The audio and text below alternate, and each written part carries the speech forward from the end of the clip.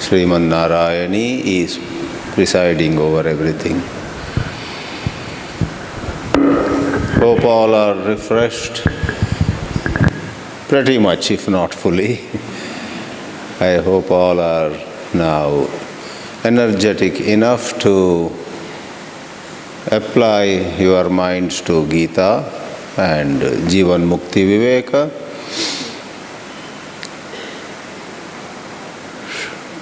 Bijurji has come? Oh yes, okay, there was some, this light is little glary. Yeah, before I get down to Bhagavad Gita, want to also say that today we had a wonderful visit to Vave, to the site of Jnana Shakti Ashram, and all of you participants of this camp, then several sadhus, all this added to our happiness. In addition, we have this Pavai Forum, the trust. 6 out of 7 trustees were present on this occasion. The 7th one also would have joined, but he is out of country. Sri Sudhir Sheth, he is at Dubai at this moment. He could not come. And today, Sri Commander Sri Ranga Bijur is with us from early morning. He is at the class also. Otherwise, 2 from Goa, whom many of you have come to know by now, Ashok Kulkarni and Suryakant Gowde. 2 from Mumbai, Mohan Ajmadi and Sudhir Sheth. 2 from Pune, Sri Ranga Bijur and Vibha Chaitanya. I am the one who was everywhere or nowhere. I am the Saptamaha, 7th trustee. This is all not too important, but as you know, the trustees hold some responsibility. They have to get down to so many decision-making processes. So I want to acknowledge the gracious presence of all my fellow trustees in Pavai Forum, excepting one who is abroad. On the whole, with Amba Ma's grace and the grace of Guru Parampara, it has been a good day.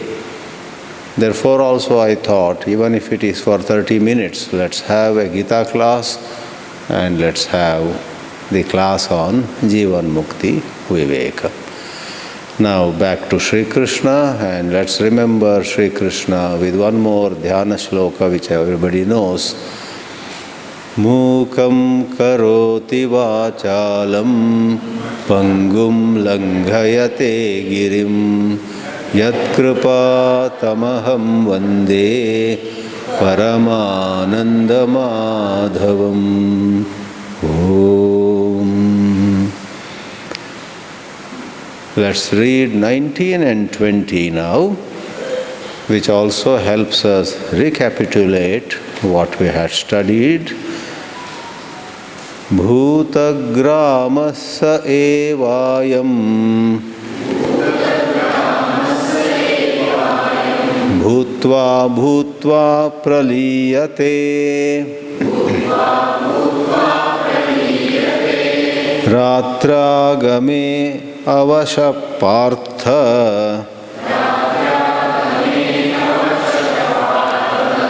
prabhavatyah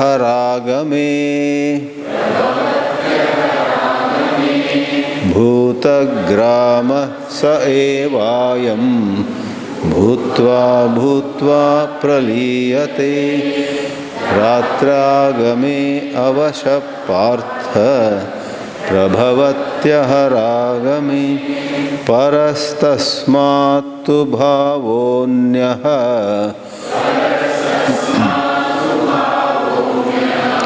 avyakto vyaktat sanatanaha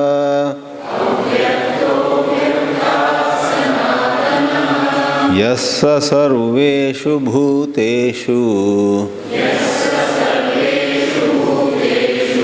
nashyatsu na vinashyati parastasmattu bhavonyah avyakto vyaktat sanatanah astu.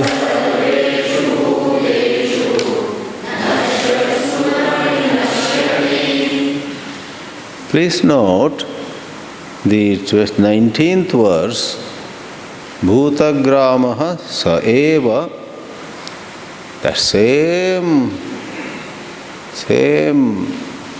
number, the same Jivatmas, maybe billions of them, they come into being, bhutva, again and again they come into being, and praliyate, end of the first half, is not the end of the sentence. Praliyate ratriagame. It is at the onset of night of Prajapati or that Chaturmukha Brahma. It is at the onset of night, Ratri Agame Praliyate. So if you have a pencil, you may put a comma there. Then avashaha, all those jivatmas, individual souls, who went into an unmanifest condition as it became night for Brahma, all of them avashaha, helplessly, they have no choice. None of them can say, I don't want to come back to creation. All of them have to come back. Avashaha, Partha, O son of Pritha. Pritha is another name of Kunti. O son of Pritha, Prabhavati. Praliyate means they dissolve into an apparent nothingness. It's not real nothingness, they are over there, but not manifest. Praliyate, dissolve, Prabhavati, arise. All of them arise. There is one more reason for this model being presented. For suppose all of them went into unmanifest and a whole new bunch of souls, God is capable of creating anything. If they were to come, then there is another problem. One problem we mentioned before, the inequality cannot be explained. Whereas if it is this saeva, the same huge number of jivatmas, they have come back now, no matter how long they slept. If it is the same, as per their karmas, some are endowed with skills and privileges, some are at a disadvantage. It is explained. The second one which I am now mentioning is, it is called the Shastra Anarthakya Prasanga. Imagine at the end of this whole cycle, let's say 5 minutes before Pralaya takes place, somebody studies Shastras, somebody prays, somebody does some Punya Karma. Among all of them, Shastra Adhyayana. Somebody obeys the scriptures and somebody else neglects, ignores, does just the opposite of what the Shastra says. Suppose it is totally a new bunch of jivas who are coming after the long pralaya. Then the one who violated the Shastra went scot-free. He just merged into nothingness. His story is over. And one who followed the Shastra with taking maybe some special pains, after the long pralaya, he is not coming back anyhow. Therefore, this human mind of you and me gets a very good reason. You and I can say, who knows, there may be pralaya day after tomorrow, and afterwards we are not coming back, our story is over. Therefore, why suffer for these 2 days? Let's go berserk. It is said, your story is not over with any number of pralayas. You are a Jivatma and your story is over only when you get enlightened. Otherwise, in the last 2 days or 2 hours or even the 2 minutes before pralaya takes place, not just you, billions of Jivatmas go into avyakta. Even in that last time, if you do some mischief, papa karma, then when next cycle opens, it is you only who will come back. So otherwise Shastra would also become meaningless. Suppose there is some instruction put on the wall and there are times when whether you follow it or not doesn't matter. Then it is useless. You better remove it. So there is one technical point here. Anyway, we have said enough about Jivatmas in countless numbers rising for millions of years, which are only one daytime of the Brahma, and all of them merging into the unmanifest state, and that long period when all of them are lying unmanifest, that is one night of Prajapati. Sri Krishna winds up this. While all this is true, there is a reality which is Paraha, which is above this avyakta, vyakta, unmanifest, manifest. These are all in a certain frame of reference. And when one is enlightened, one realizes that where there was never any limitation at all. I gave the example of different angles to which a pencil gets bent in the context of refraction. Or you may say, in a rainbow, the violet and indigo, blue, green, yellow, orange and red are of different frequencies and so on. All that science is good, but isn't it true that really the rainbow is not anything real that you can hold? You cannot send a rocket up there, a plane up there, a helicopter up there and get that rainbow down. There is no rainbow at all.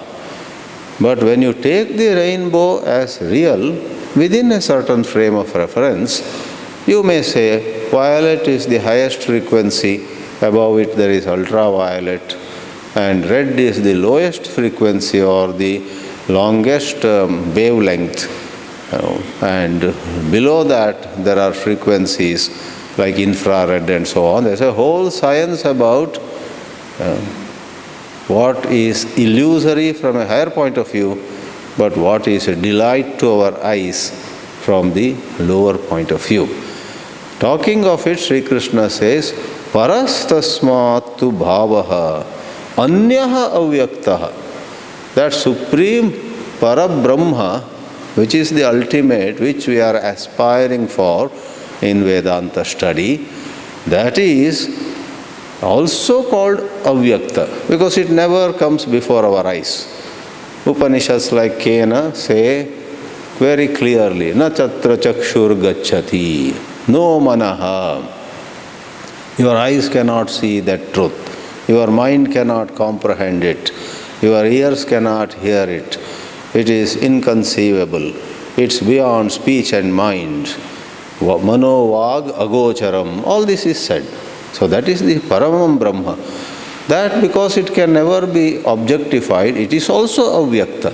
But it is not one of these two, vyakta, avyakta.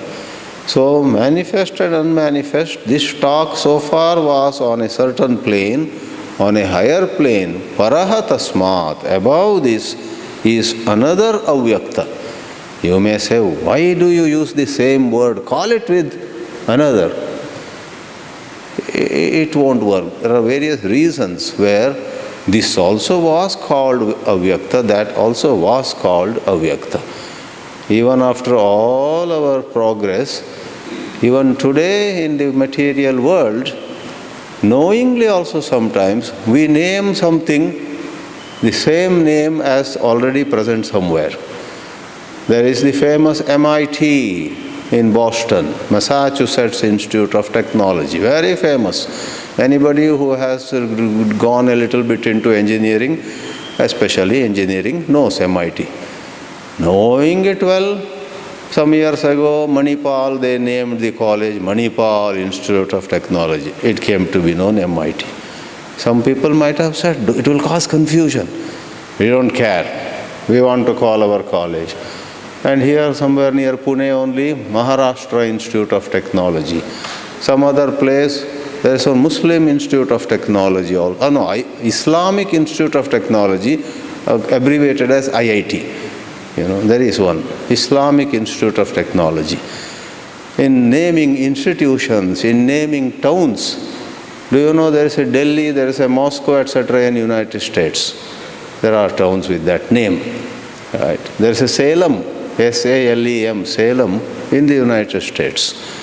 And this cannot be avoided. Now the last example, New York State also is called New York. New York City also is called New York. America is supposed to be very, very clear, crisp and clear, and they are very supposed to be thoughtful in naming things. But they did not remove it. Why? Somehow there is some background for it. When you know the background, you say, oh, that is why you are continuing. Even now the mayor of New York can call a meeting and say, there is a lot of confusion. There is, our city also and our state are being mixed up sometimes. People don't understand. Let us call the state. State is New York. That's not mayor's job. The mayor of the city may say, let's rename our city differently from the state of New York. Let us call it Old York or Ultra New York, something. No, all of them would say we have better business than changing this name here, right? So let's not worry. When you say Avyakta, depending on the context, it could mean Parabrahma, not at all a party to this manifestation and going back to unmanifest condition. It's ever pure, ever free. It could be that, or depending on context, it could be the Avyakta, which is one of two. Avyakta in relation to Vyakta. And that Parabrahma, Sri Krishna says, in a fine blend of poetry and mysticism, while everything perishes, it doesn't perish. Yassa sarveshu bhuteshu nashyatsu. While everything, everybody, every entity meets with its death, na nashyati, na vinashyati. The undying among all that dies, the imperishable among all that perishes, the timeless amidst billions of things which are bound by time. That is Parabrahma, Arjuna. All this discussion in no way makes that Parabrahma out of picture. That Parabrahma is blessing everything. With this, we have now two more verses before Sri Krishna takes up a technical issue again. When a person dies, he could go by a northern path or a southern path. Northern and southern are a manner of naming. They don't have to be taken literally as north and south. Just naming. So that's going to come.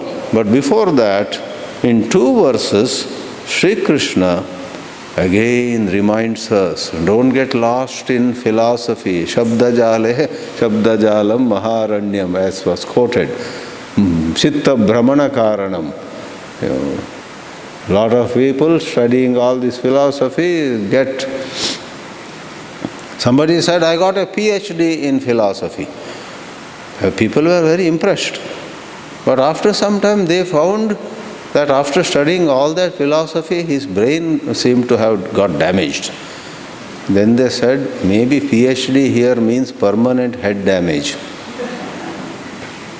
Because with all that Eastern philosophy, Western philosophy and So many things he studied and came back home.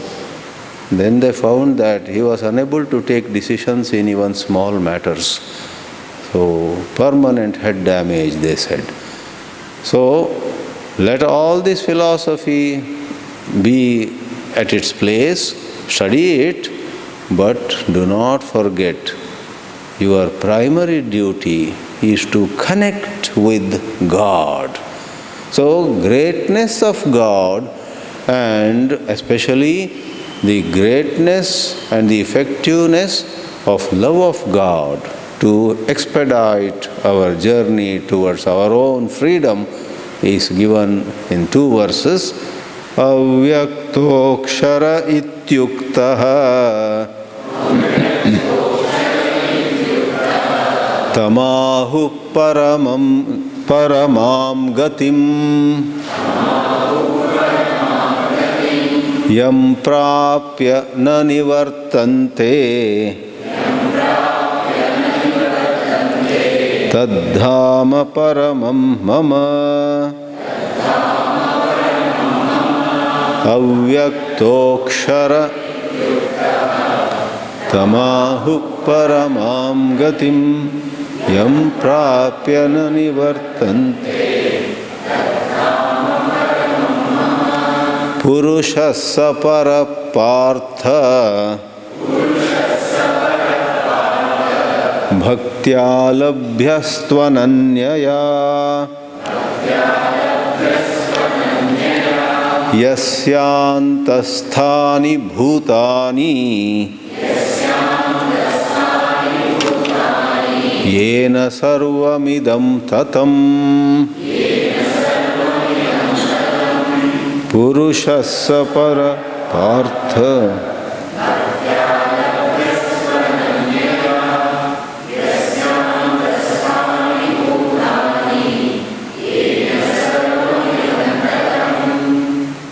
So, in the frame of reference of what is from a higher point of view, asamyak darshana, error, all Advaita Vedanta can be summarized in this way.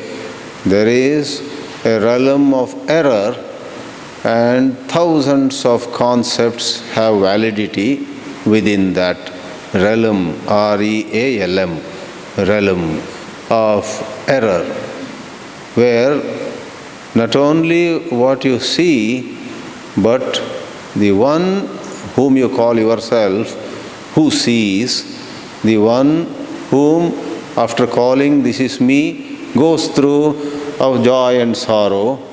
In other words, the ego which looks at something as good, something as bad, the ego which labels one scenario as success, another scenario as failure.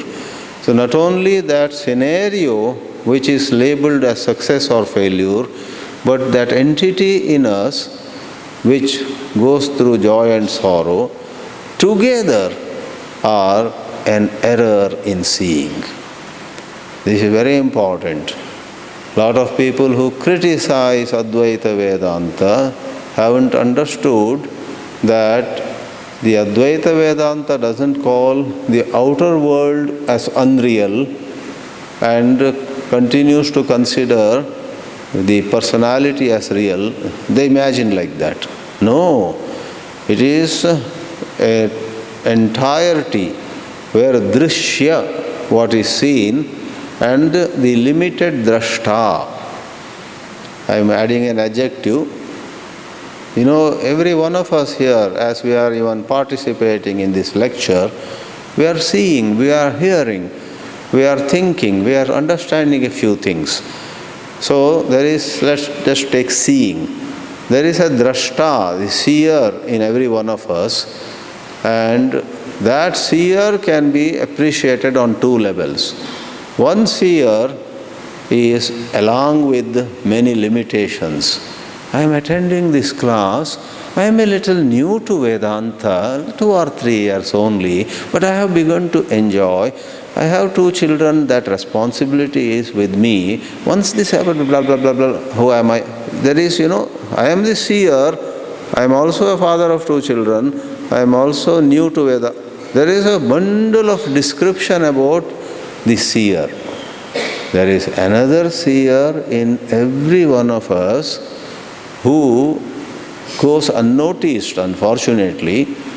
That other seer is I see, period. I see, full stop. I am the seer, full stop. Are you not new? Are you not old? Are you not man? Are you not woman? No. All of them are part of a certain perception, that is avidya drishti. So Advaita Vedanta does not consider the world of names and forms alone as of questionable value, but your present idea of who you are.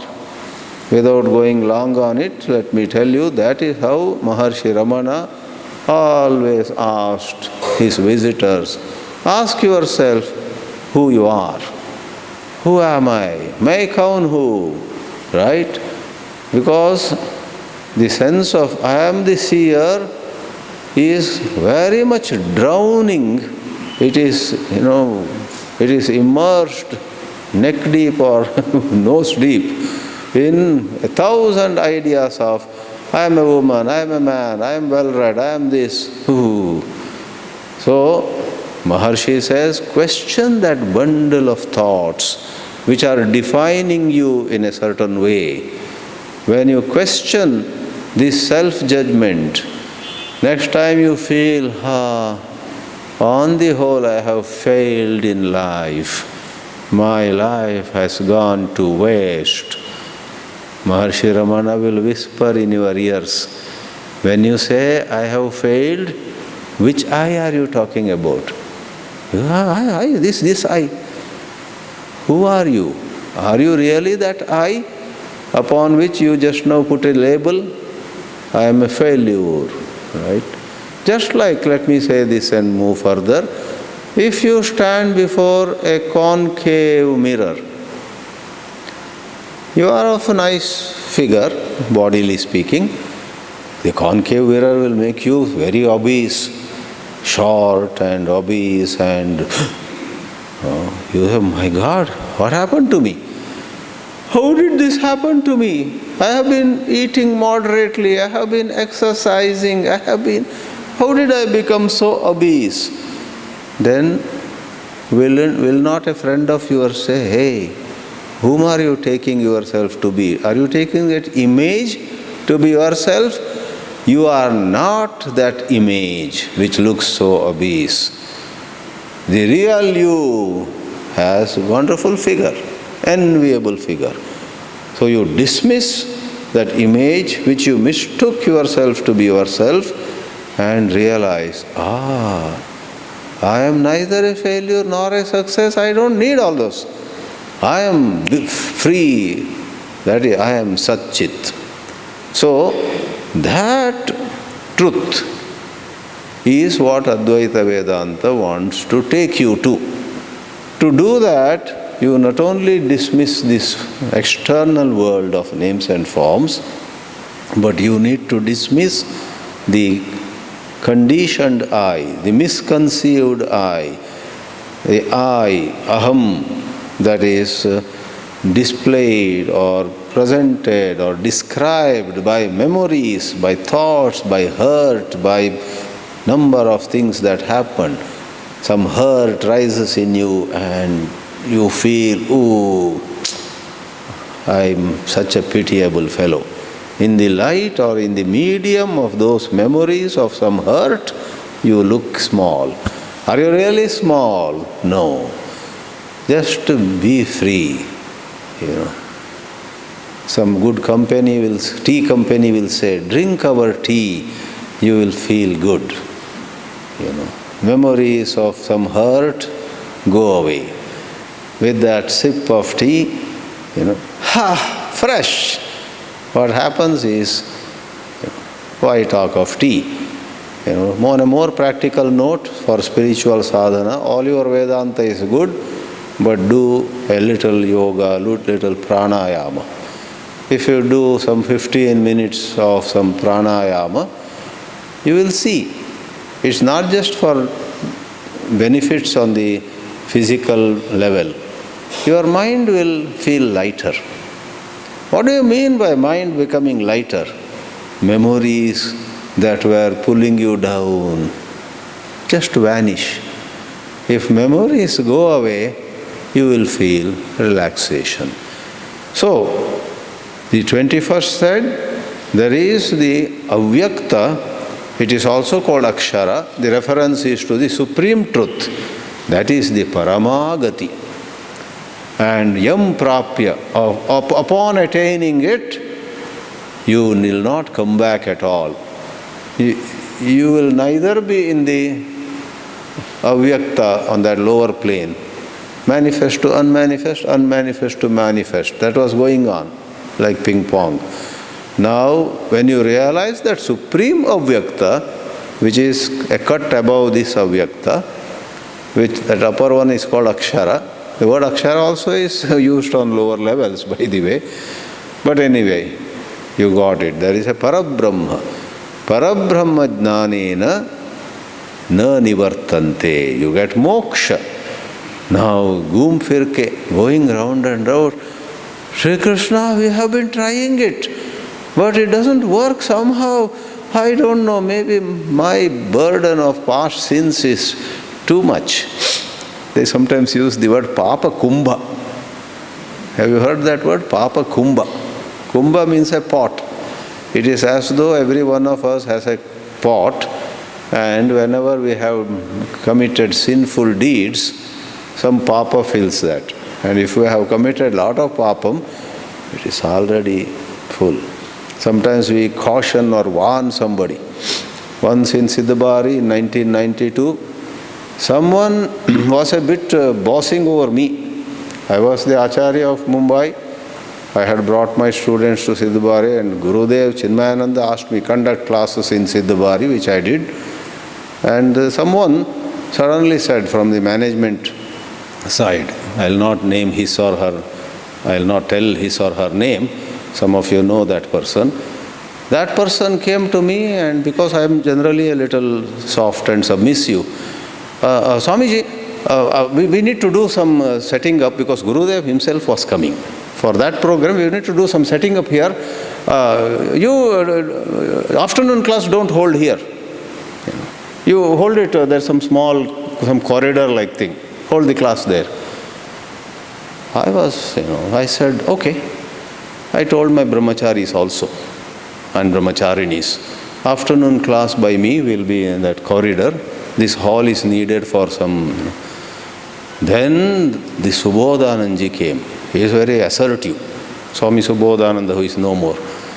He came to know that so-and-so from the so-called administration almost bamboozled me, or bossed over me to go. In front of me, he told that person, you dare say this to Swami Siddhanandji? You should ask him, can you please move? You just said, यहाँ कुछ काम करना है, आप class उधर करो. And ये क्या है? तुम्हारा पाप कुंभ अब पूरा भर जाएगा.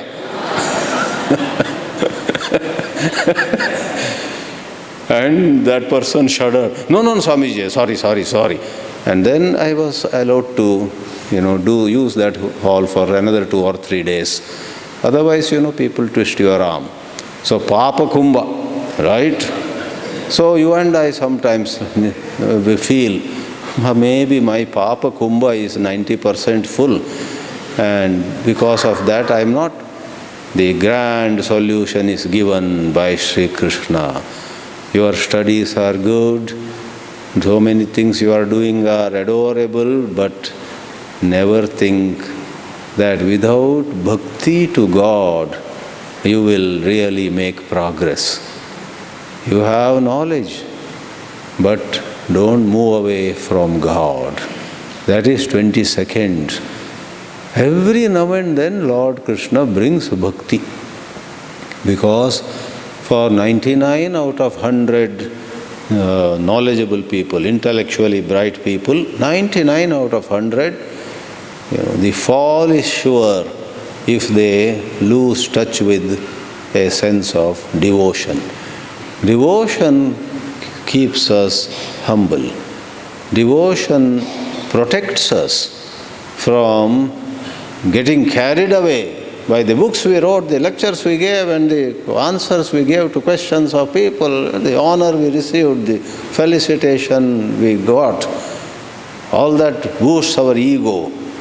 But if we have got the art of every now and then Krishna Arpanam, this praise that I have received doesn't belong to me, it is to Sri Krishna. And someday somebody insults you, there also Krishna Arpanamastu. So if there is devotion, then the ego does not get fattened up. Therefore, the 22nd verse emphasizes devotion. Purushassa Paraha, that supreme Brahma, also called Purusha, Bhaktya Labhyaha, is to be attained by love, by devotion. Bhakti is Prema Swarupa. Bhakti is of the nature of love. Bhaktya Labhyaha, not by anything else, and Bhakti is qualified as Ananya Bhakti. Ananya is an adjective to Bhakti.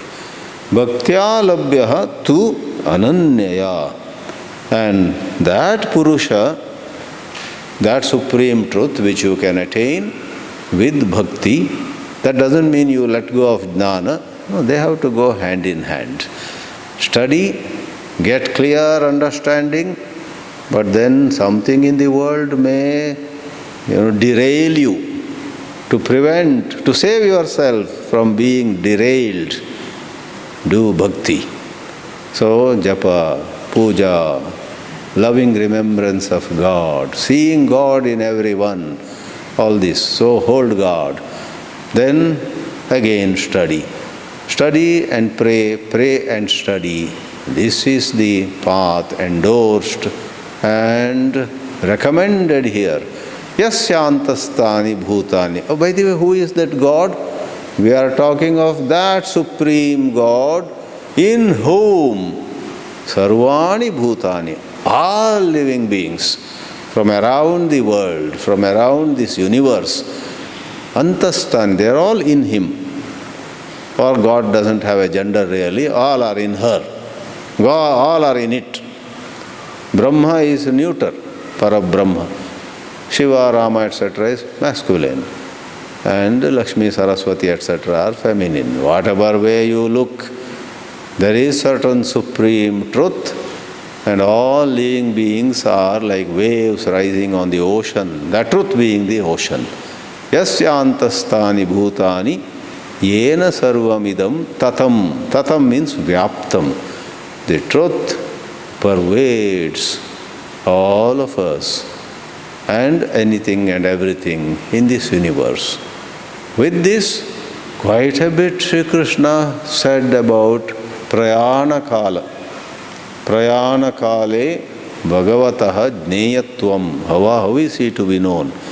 Then, in a related manner, in the next 6 verses, he talks about a northern path and a southern path, and indirectly urges us to qualify, to do such sadhana by which we qualify for northern path, which is far better. The southern path, even if it leads to heaven, is sure to cause our return after a while. The northern path takes us to heaven. There are higher heavens, higher heavens. And there are certain higher heavens where if you reach, you never come back. In due course of time, you get enlightened and reach the Parabrahma. Reaching heaven is not mukti. Reaching heaven is a good thing. It's a good place, but not mukti as such. Mukti is where heaven, hell and all kinds of concepts just vanish. So that's the darshana, Vedanta darshana.